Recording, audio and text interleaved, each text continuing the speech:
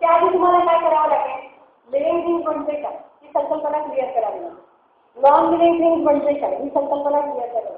एकदा या दोन संकल्पना क्लिअर झाल्या त्यांच्या मनातल्या की तुम्ही ही उदाहरणं देऊ शकता. पहिल्यांदा काय करायचं? कन्सेप्ट क्लिअर करायला पाहिजे. तो कन्सेप्ट क्लिअर केला की वर्गीकरणाच्या या पद्धतीचा तुम्ही उपयोग आपल्या अध्ययन अध्यापनामध्ये करू शकता. याच्यावर आधारित प्रश्न तुम्ही करता.